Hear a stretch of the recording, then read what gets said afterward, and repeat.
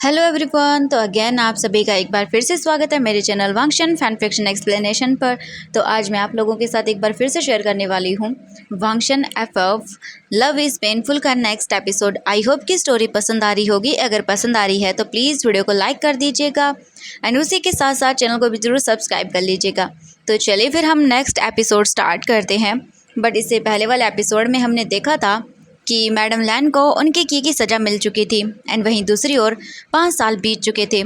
लैन वांगजी ने वीजिंग को बहुत सारी जगह ढूंढा बट वीजिंग उसे कहीं नहीं मिला और थक हार कर वांगजी एकदम बोल सकते हैं कि अपने आप में ही गुम हो गया। उसने वीजिंग को इमेजिन करना शुरू कर दिया अपने साथ और बस वो उसी के साथ अपनी जिंगशी में अपनी ज़िंदगी बिताने लगा। 5 सालों से वांगजी अपने वीजिंग को बस याद करता रह गया है। हम यहाँ से बर्लिन माउंट का सीन देखते हैं। 5 साल के 2 किड्स वहाँ पर जंगली फ्रूट्स को इकट्ठा कर रहे थे एंड हम देखते हैं उनमें से एक अपने भाई को देखता है और उसके बाद कहता है गग क्या हमने सारे फ्रूट्स को इकट्ठा कर लिया है? ये बहुत सारे फ्रूट्स हैं, हमने अब इनको इकट्ठा कर लिया है।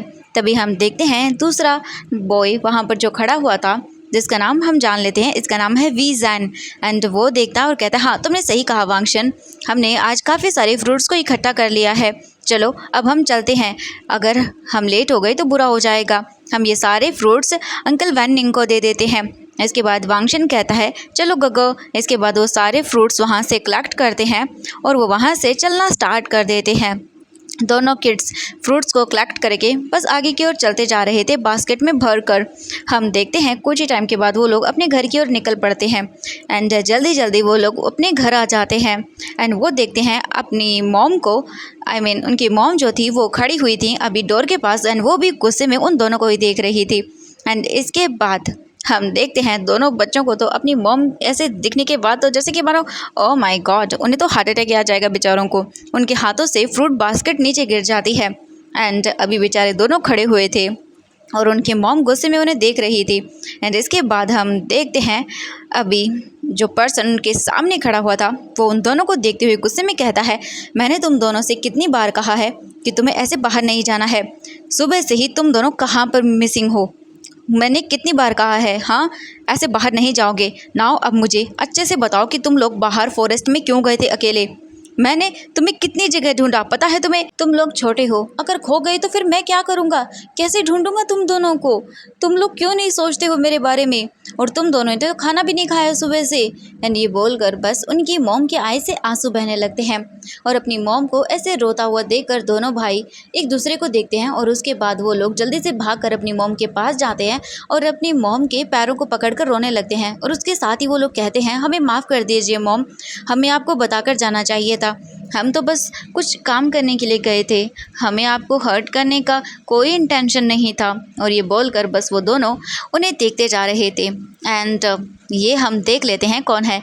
ये है हमारा स्वीट सा वीजिंग जो अपने नीज़ के बल आकर अपने दोनों बच्चों को देखता है और उन्हें हक कर लेता है और उसके बाद वो उन्हें प्यार से सहलाते हुए कहता है नेक्स्ट टाइम पर तुम ऐसे बिना बताए कहीं नहीं जाओगे।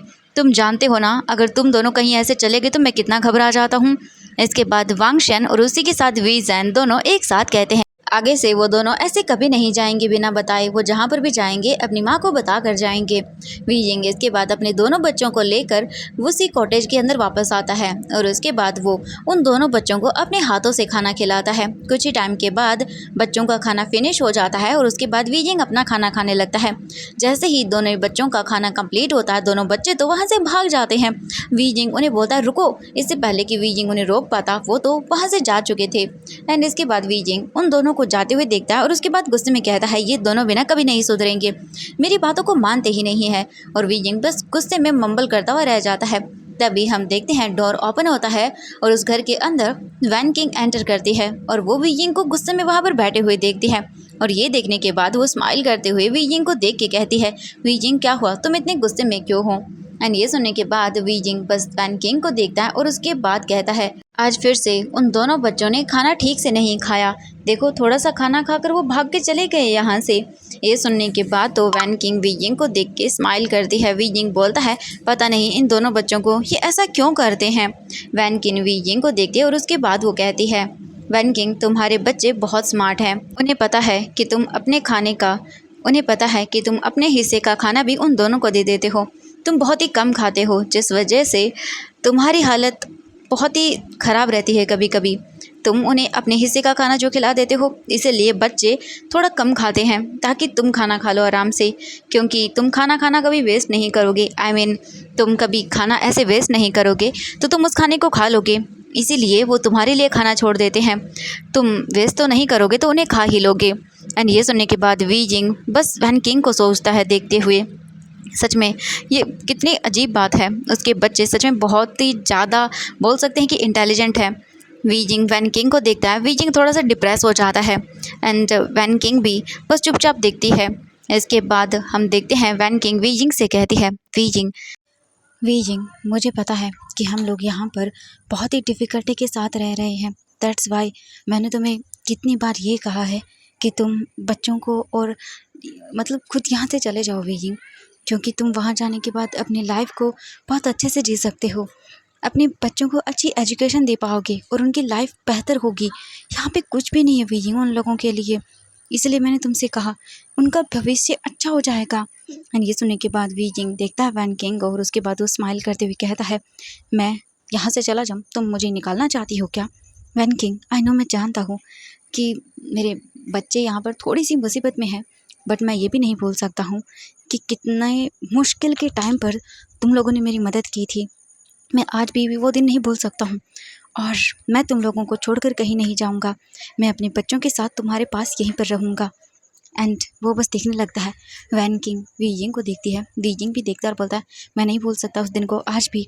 एंड इसके बाद वो बोलती है, हाँ मुझे याद है तुम मुझे किस हालत में मिले थे। इसके बाद वी जिंग आइज़ बंद कर लेता है और यहाँ से एक फ्लैशबैक स्टार्ट होता है कि वी जिंग के साथ क्या हुआ। लैन क्लैन को छोड़ लेने के बाद वी जिंग 2 दिन तक यहाँ वहाँ भटकता रहा, बिना खाए पिए हुए बस घूमता रहा यहाँ से वहाँ। वी जिंग जियांग क्लैन वापस नहीं जाना चाहता था, क्योंकि मैडम यू अगर वी जिंग वहाँ पर गया भी तो भी वो उसे एक्सेप्ट नहीं करेगी।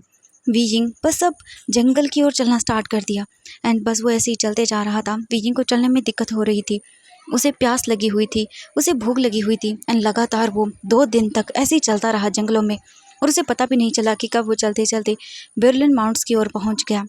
उसे पता ही नहीं चला कि कब वो यहाँ पर आ गया वो। एंड सडनली भूख और थकान की वजह से वो बेहोश होकर गिर गया। और वहीं पर हम देखते हैं वैन निंग को, जो कुछ हर्ब्स को इकट्ठा कर रहा था। यहाँ वहाँ वो हर्ब्स को इकट्ठा करते टाइम घूम रहा था, तभी अचानक से उसकी आइज़ जाती हैं एक पर्सन पर जो बेहोश पड़ा हुआ था। एंड ये देखने के बाद वैन निंग तुरंत ही उसके पास गया, उसे चेक किया तो उसने देखा कि ये इंसान बेहोश हो गया है। वैन निंग ने तुरंत ही वी जिंग को कैरी किया और वो अपने साथ उसे ब्रिलियंट माउंट्स पर ले आया। एंड वहाँ लाने के बाद वो उसे लेकर अंदर जा रहा था, तभी वैन किंग उसके सामने आ गई। वैन किंग वैन निंग को देखती है और कहती है, आनिंग तुम्हारे साथ ये कौन है, तुम किसे लेकर आए हो? एंड ये सुनने के बाद जो वैन निंग था वो अपनी बहन वैन किंग से कहता है कि इसकी हालत बहुत ख़राब है, इसे हाई फीवर है और ये मुझे इंसान जंगल में बेहोश पड़ा हुआ मिला तो मैं इसे यहाँ पर ले आया। एंड ये सुनने के बाद वैन किंग तुरंत ही वी जिंग के पास आती है और उसके बाद वो उसे चेक करने लगती है। कुछ देर चेक करने के बाद वो उसे देखती हैं एंड कुछ ही टाइम के बाद कुछ और लोग भी वहाँ पर इकट्ठा हो जाते हैं, क्योंकि यहाँ पे बहुत ही कम लोग एक साथ रहते थे। एंड वैन निंग वहीं पे खड़ा हुआ था। वैन किंग कुछ टाइम उसे चेक करती है और चेक करने के बाद वो शॉक रह जाती है एंड शॉकिंगली बस देख रही थी वो। कुछ ही टाइम के बाद वहाँ पर ग्रैनी आती हैं एंड वैन किंग को देखती हैं और कहती हैं, बेटा वैन किंग क्या हुआ है, तुम इतनी सरप्राइज़ क्यों हो और डरी हुई क्यों हो? एंड ये सुनने के बाद वैन किंग ग्रैनी को देखती हैं और उसके बाद कहती हैं कि ग्रैनी ये बॉय है और ये प्रेग्नेंट है, मुझे समझ नहीं आ रहा कि ऐसा कैसे हो सकता है, ये तो एक बॉय है ना, तो फिर ये कैसे हो सकता है? मैंने आज तक ऐसा कुछ भी नहीं देखा है, तो ये कैसे हुआ? ग्रैनी वैन भी जब ये सुनती हैं तब भी वो शॉकिंगली देखती हैं और बोलती हैं, ऐसे कैसे हो सकता है वैन किंग, ये एक बॉय है तो ये प्रेग्नेंट कैसे हो सकता है? इसके साथ साथ वहाँ पर जितने भी लोग मौजूद थे वो खुद भी शॉक थे कि ये कैसे हो गया। इसके बाद वैन किंग बोलती है, मुझे भी नहीं पता ग्रैनी कि ये कैसे हुआ, पर इसकी हालत बहुत ख़राब है। इसे देखने के बाद ऐसा लग रहा है जैसे इसने 2 या 3 दिनों से कुछ भी नहीं खाया है और इसे हाई फीवर भी है। अगर हमने इसे ट्रीट नहीं किया तो ये ज़िंदा नहीं रह पाएगा एंड ना ही इसके बच्चे जो है ना इसका बेबी बच पाएगा। एंड ये सुनने के बाद तो वो सभी लोग देखने लगते हैं। इसके बाद वैन किंग सबको देखती है और उसके बाद वो कहती है कि वैन किंग मेरे रूम में जाओ, मेरी केव के अंदर जाओ, वहाँ पर कुछ मेडिसिन रखी हुई हैं हर्बल, वो लेकर आओ और मुझे वी जिंग को केव में लेकर चलो, मतलब इसकी हेल्प करो, इसे लेके जाना है केव में, मैं इसको तुरंत ही स्टार्ट करने वाली हूँ ट्रीटमेंट। एंड इसके बाद जल्दी से वो लोग उठाते हैं वीजिंग को और वो केव के अंदर लेकर चले जाते हैं। एंड इसके बाद वैनिंग जाता है और वो उसकी बहन का जहाँ पर कमरा था उसमें से वो लेके आता है जो मेडिसिन वगैरह चाहिए थी। एंड इसके बाद वहाँ पर ट्रीटमेंट स्टार्ट हो जाता है। वैनिंग और आई मीन बोल सकते हैं वैन किंग एंड जो ग्रैनी थी उनके अलावा उस केव के अंदर कोई नहीं रहता, क्योंकि ऑब्वियसली वो ट्रीटमेंट कर रहे हैं तो वो सब बाहर चले जाते हैं। वैन किंग कहती है कि ग्रैनी हमें सबसे पहले इसका फीवर उतारना होगा, क्योंकि अगर इसे ऐसे ही फीवर रहा तो बहुत बुरा हो जाएगा। एंड इसके बाद वो लोग वीजिंग के क्लॉथ वगैरह थोड़ी बहुत रिमूव करते हैं। एंड इसके बाद उसे ट्रीट करना स्टार्ट कर देते हैं। उसका जितना जल्दी हो सके वो लोग बुखार को कम करने की कोशिश करते हैं। एंड ऐसे ही करके कुछ टाइम हो जाता है। कोल्ड वाटर से वीजिंग की पट्टियाँ वगैरह की जाती है, उसके बॉडी को रिवाइव वगैरह किया जाता है। एंड वैन किंग और जो ग्रैनी थी वो पूरी तरह से लग चुके थे। एंड बस वो पूरी तरह से वीजिंग को अब ठीक करने पर लग चुके थे। वीजिंग की बॉडी एंड बहुत ख़राब थी, यानी कि उसको कोड़े मारे गए थे। एंड ये देख के तो वो और भी ज़्यादा शॉक थी कि ये कैसे हो सकता है। एक तो इसकी हालत इतनी बुरी और ऊपर से इसे कोड़े भी मारे गए थे। यानी वैन तो अपने माउथ पर हाथ रख लेती है। वीजिंग की ये हालत देखने के बाद वीजिंग की पूरी बॉडी के मतलब ऊपर निशान बने हुए थे मारने के। ग्रैनी देखती है वैन किंग को एंड वैन किंग से कहती है कौन हो सकता है इतना घटिया जिसने इस मासूम बच्चे का ये हाल कर दिया। इसकी बॉडी के ऊपर देखो कितने सारे चोटों के निशान हैं। पूरी बॉडी कैसे कर सकता है कोई एक इनोसेंट इंसान के साथ इतना सब। वैन किंग की आंखों से भी आंसू बह जाते हैं। बट इसके बाद वो लोग अपना ट्रीटमेंट करना स्टार्ट कर देते हैं। वीजिंग को अच्छे से बाथ वगैरह दिलाया जाता है एंड उसकी बॉडी पे जो भी बाउंड्स थे उन सभी को ट्रीट किया जाता है। एंड धीरे धीरे करके हर एक बाउंड पर निशान जो भी थे वहाँ पे मेडिसिन लगाई जाती है। धीरे धीरे करके सब कुछ ठीक किया जाता है एंड पूरे वीजिंग एक वीक तक बेहोश पूरी तरह से रहता है। एंड जो बोल सकते हैं वैन कबीले के जो लोग थे, यहाँ पे वैन सेक्ट के लोग, उन्होंने वीजिंग का पूरे एक वीक तक बहुत अच्छे से ध्यान रखा था। अब हम देखते हैं यहाँ से पूरे एक वीक के बाद का सीन। एक वीक के बाद स्लोली करके वीजिंग अपनी आइज़ को ओपन करता है और वो चारों तरफ देखने लगता है। वीजिंग को अच्छे से दिखाई देती है कि वो जगह कौन सी है। वीजिंग चारों तरफ देखता है एंड चारों तरफ देखने के बाद वो समझ सकता है कि ये एक गुफा है। एंड वीजिंग जैसे ये देखता है कि वो किसी गुफा के अंदर है, वीजिंग जल्दी से उठने की कोशिश करता है। बट तभी अचानक से एक आवाज़ आती है, उठो मत। एंड ये आवाज़ सुनने के बाद वीजिंग उस आवाज़ की ओर देखने लगता है तो वीजिंग के सामने एक पर्सन खड़ा हुआ था और वीजिंग रुक चुका था। वो पर्सन वीजिंग के पास आता है और उसके बाद कहता है कि तुम्हें उठने की ज़रूरत नहीं है, तुम्हें ऐसे लेटे रहना होगा। मेरी बहन ने कहा था जब तुम होश में आ जाओ तब मैं उसे बता दूँ, तो तुम यहीं पे रहो, ठीक है? और उठने की कोशिश तो बिल्कुल मत करना, मैं मेरी बहन को बुला कर लेकर आता हूँ। एंड ये बोलकर वो पर्सन वीजिंग की ओर देख के स्माइल करता है और वहाँ से चला जाता है। ऑफकोर्स ये वैनिंग था। वैनिंग के जाने के बाद वीजिंग बस चारों तरफ देखने लगता है और उसे कुछ समझ नहीं आ रहा था। बस उसे ये पता चला कि वो एक गुफा के अंदर है और वो एक पत्थर की बेड पे सो रहा है और कुछ भी नहीं। उसे ज़्यादा कुछ समझ नहीं आया। एंड कुछ ही टाइम के बाद वहाँ पर वैनिंग एंटर करता है वैन किंग के साथ। एंड हम देखते हैं वैनिंग स्माइल करती है वीजिंग को देख के और बोलती है तो फाइनली तुम होश में आ ही गए। वीजिंग वहाँ पे जैसे ही वैन किंग को देखता है वो जल्दी से उठने की कोशिश करता है। पर ये देखने के बाद वैन किंग तुरंत ही उसके पास आकर कहती है रुक जाओ, उठने की कोशिश मत करो, तुम उठ नहीं सकते हो इस हालत में, चिंता मत करो, मैं तुम्हारी बेबी को हर्ट नहीं करूँगी। एंड ये सुनने के बाद वीजिंग शॉकिंगली वैन किंग को देखता है एंड इसके साथ वो सरप्राइज भी था। वैन किंग को देखने के बाद वो कहता है हाँ आप मजाक कर रही हैं क्या, ये आप क्या बोल रही हैं? ये सुनने के बाद जो वैन किंग थी वो स्माइल करती है और उसके बाद वीजिंग की बातों को सुनने के बाद कहती है कि मैं कोई मजाक नहीं कर रही हूँ और मैं तुम्हारे साथ मजाक करूँ ही क्योंकि ये सच है, तुम प्रेग्नेंट हो।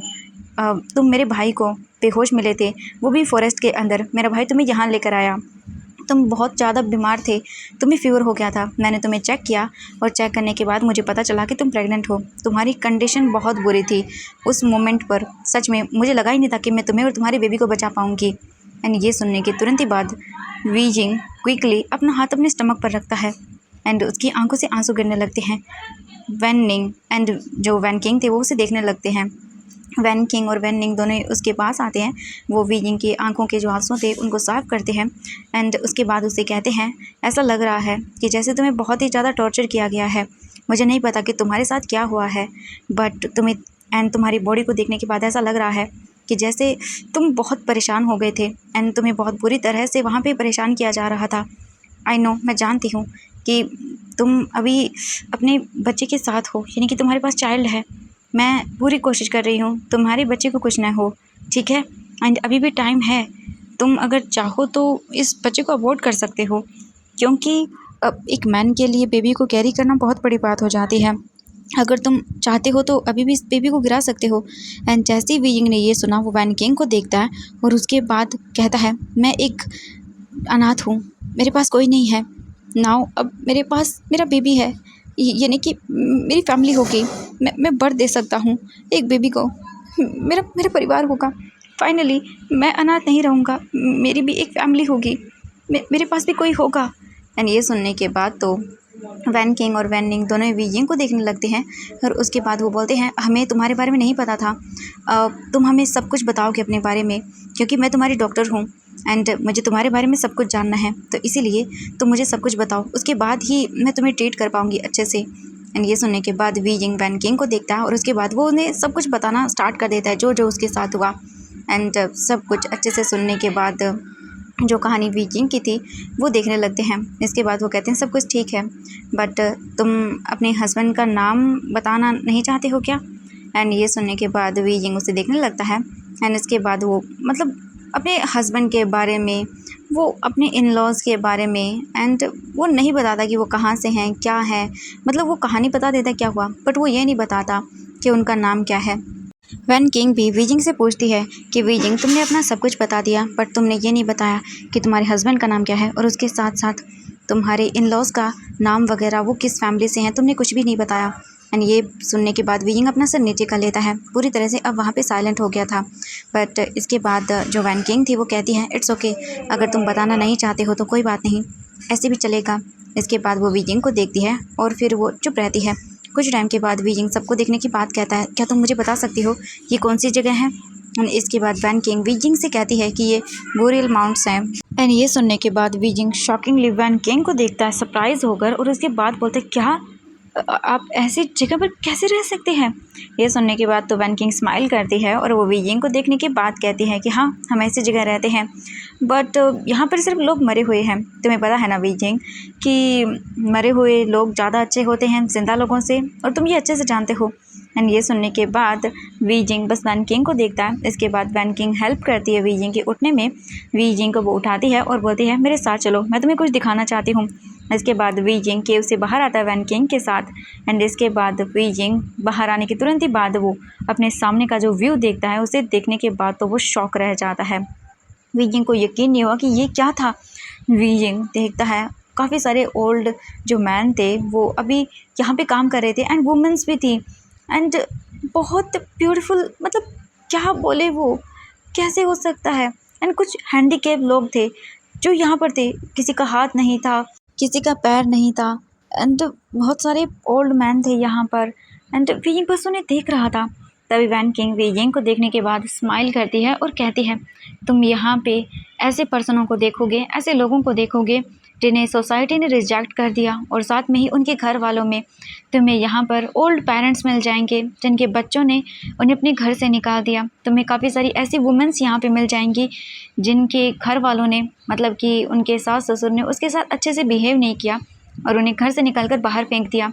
तुम्हें ऐसी वुमेंस में मिलेंगी जिन्हें बहुत प्रताड़ित किया गया, सिर्फ इसलिए क्योंकि वो अपने घर से अच्छे पैसे नहीं ला पाई, यानी कि ड्रॉवरी अच्छे से नहीं दे पाई। और तुम्हें कई मैन भी ऐसे मिलेंगे जिनके हाथ नहीं हैं, पैर नहीं हैं, और तुम्हें कुछ बच्चे भी यहाँ पर ऐसे मिल जाएंगे जिनकी फैमिली ने किसी न किसी चीज़ की वजह से उन्हें अपने घर से बाहर निकाल दिया। एंड वीजिंग उसे देखने लगता है। एंड ये सब सुनने और देखने के बाद उसकी आंखों से आंसू आते हैं। वीजिंग बहुत, बोल सकते हैं कि अभी इस वक्त बोल सकते हैं इमोशनल हो गया था ये सब चीज़ें देखने के बाद। एंड अभी उसे अजीब लग रहा था, बहुत इमोशनल टाइप का उसे फील हो रहा था। वीजिंग इसके बाद उसे देखता है और उसके बाद वैन किंग से स्माइल करते हुए कहता है इमोशन के साथ कि क्या मैं आपसे एक क्वेश्चन कर सकता हूँ? एंड ये सुनने के बाद वैन किंग उसे देखती है और बोलती, बोलो। वीजिंग देखता वैन किंग को और कहता है, मुझे भी मेरी फैमिली ने रिजेक्ट कर दिया है, मुझे उन लोगों ने घर से बाहर निकाल दिया, मेरे पास रहने के लिए कोई प्लेस नहीं है, तो क्या मैं यहाँ पर रह सकता हूँ? मेरा भी इस दुनिया में कोई नहीं है, तो क्या मुझे यहाँ जगह मिल जाएगी रहने के लिए? एंड ये सुनने के बाद तो वैन किंग वीजिंग को देखती है और उसके बाद कहती है, तुम बिल्कुल यहाँ रह सकते हो, और सबसे बड़ी बात, तुम्हें मेरी परमिशन की ज़रूरत नहीं है, तुम पूरी परमिशन के साथ यहाँ पर रह सकते हो, और वैसे भी मैं तुम्हारी हीलर हूँ। जब तक तुम बेबी को बर्थ नहीं दे सकते हो मैं तुम्हें यहाँ से जाने की परमिशन नहीं दे सकती हूँ। तुम्हारी हीलर होने के नाते मेरी रिस्पॉन्सिबिलिटी बनती है कि मैं तुम्हारी पूरी तरह से टेक केयर करूँ और उसके साथ साथ तुम्हारा और तुम्हारे बच्चों का ख्याल रखूँ। वीजिंग ये सुनने के बाद स्माइल करते हुए कहता है थैंक यू। वो बोलती है कोई बात नहीं। एंड नाउ इसके बाद से ही वीजिंग बुरियल माउंट्स के अंदर रहना स्टार्ट कर देता है। वहाँ पर वो लोगों के साथ रहता, उनके साथ काम भी करवाता। एंड जो वहाँ के लोग थे उन्हें वीजिंग से कोई तकलीफ़ नहीं थी। वो तो वीजिंग को काम करने से मना करते थे क्योंकि उन्हें पता था वीजिंग प्रेग्नेंट है, अगर वो काम करेगा कुछ प्रॉब्लम हो गई तो। बट वीजिंग उन्हें रिफ्यूज़ करता और वो उनके साथ काम करवाता, हेल्प करवाता, और धीरे धीरे देखते देखते सब लोग वीजिंग से प्यार करने लगे। और ऐसे टाइम बीतने के साथ साथ वीजिंग की प्रेगनेंसी 7 महीने की हो गई।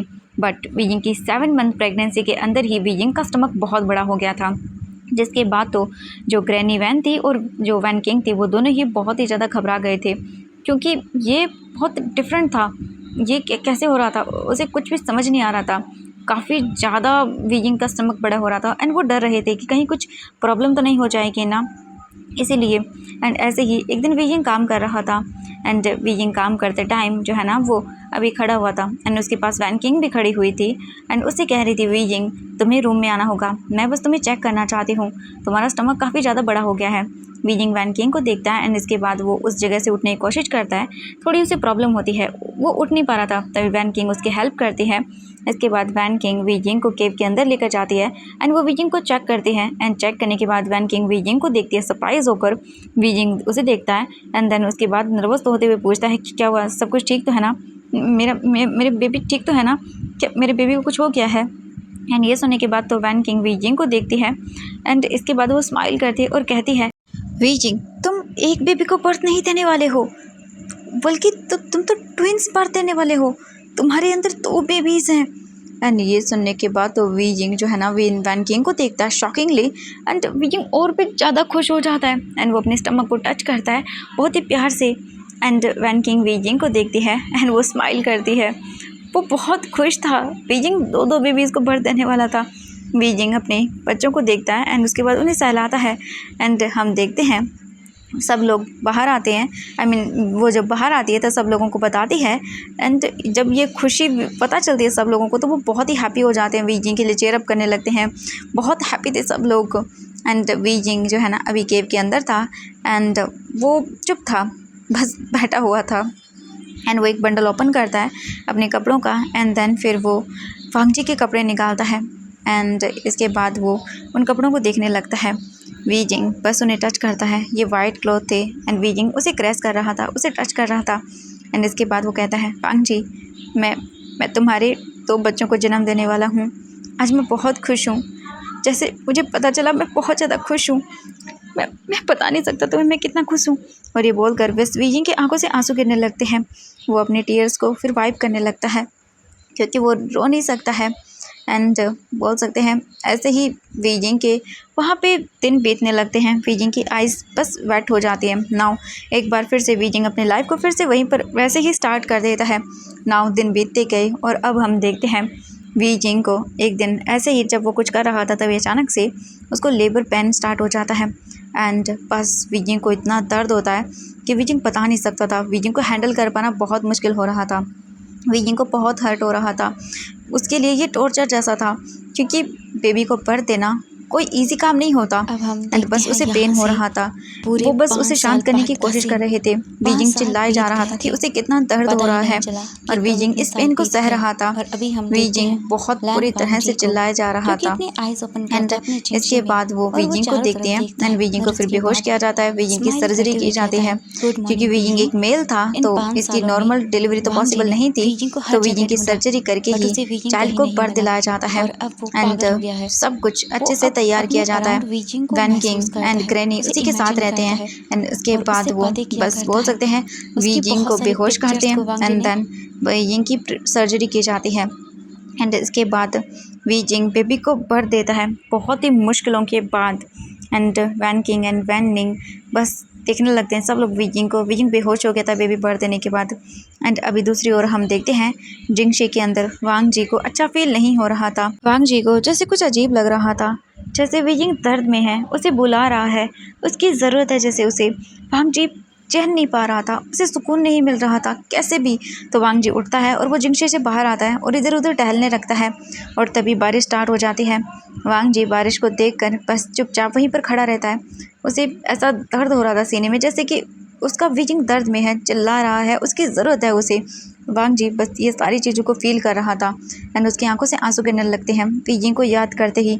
बट उसके आंसू किसी को भी नहीं दिखते, क्योंकि वो बारिश के अंदर पूरी तरह से मिल रहे थे, बारिश में कहीं ना कहीं गुम होते जा रहे थे। एंड यही सारी चीज़ें बस हो रही थी।